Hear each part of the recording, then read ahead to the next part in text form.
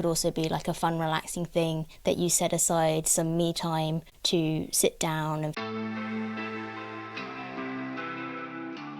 My name's Bear, and unlike the majority of autistic people who struggle with employment and income, I've always found managing money easy, although like many of us, I wasn't taught how to save in school. In this series, I'm sharing the money basics that I relay to friends and family whenever they ask me questions about generating wealth. And just in case you think I'm Rain Man, I actually don't like maths very much. The reason I'm comfortable with personal finance tips has a lot more to do with my beliefs and practical tips that you can apply too. I think it's a myth that it's not easy to start budgeting. I'm going to list out some tools that all of us have at our fingertips that you could start using ASAP to track what's coming in and what's going out. So the first one would just be your bank account. So a lot of bank accounts these days actually have budget or saving pots that you can set up inside of them. And if your current bank account doesn't do this, then there are quite often incentives for switching your bank account. So you could actually look at changing your bank account, getting a reward for doing so, and then also when you've got your new bank account,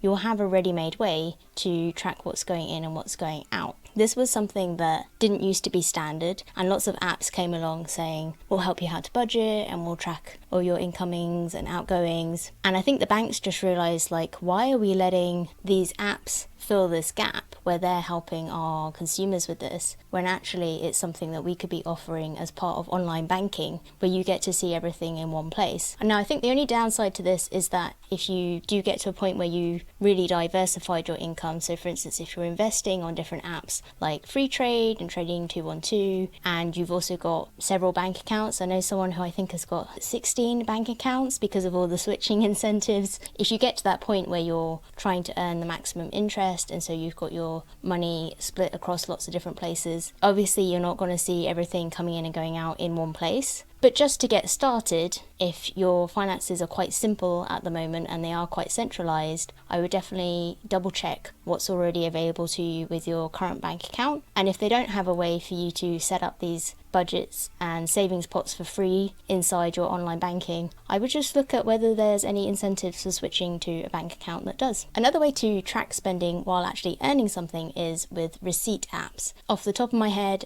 a few examples would be like Shopix and ZipZero. Now that I've said their names, they're probably going to change their names tomorrow and make this out of date, but we'll see. So the idea behind these is that you just do the shopping that you would normally do anyway. So when you come back from buying groceries, you then take a photo of your receipt and you get points for that, and you can convert those points into gift vouchers to spend on Amazon or wherever. So you're being rewarded for the spending that you're already doing, but it does also build up a picture of your spending because you can see in the receipt app all of the receipts that you've submitted, and you will be able to see quite quickly if you're going food shopping every other day, for instance, because it will be there right in front of you. Sometimes we don't even know what our behaviour was until we can actually see the spending listed and where we were spending that money. I did this exercise recently because I was researching whether my food spend had gone up. It seemed like I was spending more on food than I used to, or like I was going to the supermarket more regularly than I used to. And I was like, I'm not sure how this happened, because I've always been someone who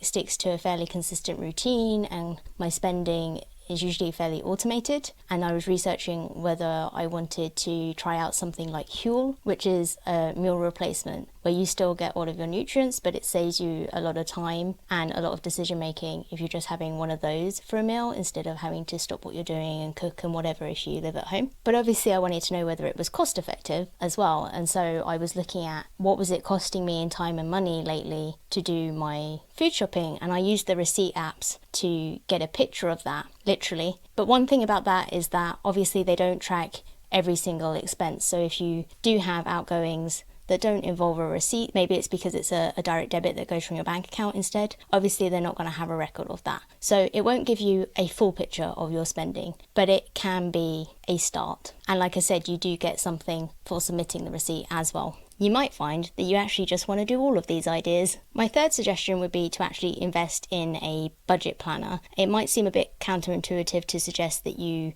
spend money in order to save money, but I mean, I've never seen a budget planner for sale for like £100. It's going to cost double digits at most. Obviously, the idea is that you would save so much from filling it out that you would very quickly reap back the cost of having bought it in the first place. So I think it's one of those things where they are worth the investment just because they help you to save more money. You literally save what you spent very quickly anyway. There's lots of evidence also that writing things down changes your behaviour in ways that you can't mimic just by looking at something virtually. So if you've already been trying to track your spending inside your bank account or with a receipt app or something like that, and you don't feel like that's actually really connected with you at the moment that you're going to buy things, you might find that writing things down on pen and paper helps you to internalize more what it is that you're trying to do. And there's also all sorts of evidence that journaling reduces stress too. So using a budget planner could also be like a fun, relaxing thing that you set aside some me time to sit down and fill out those pages and just kind of get lost in that activity. I might do an installment of shopping around my community of fellow bloggers for these. So let me know if you want me to talk through what's available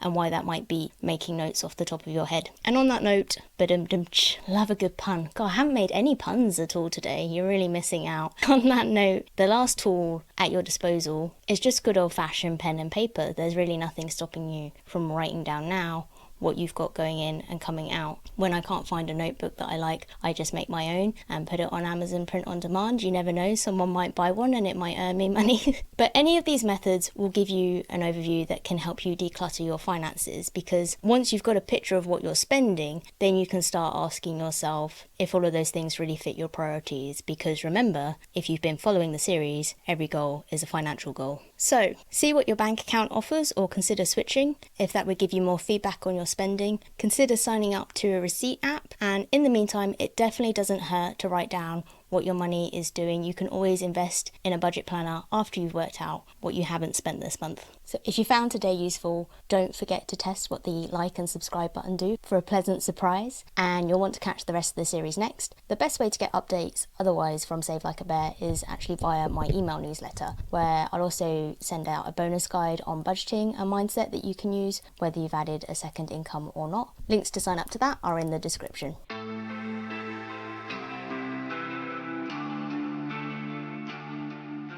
Don't you have an elsewhere to be?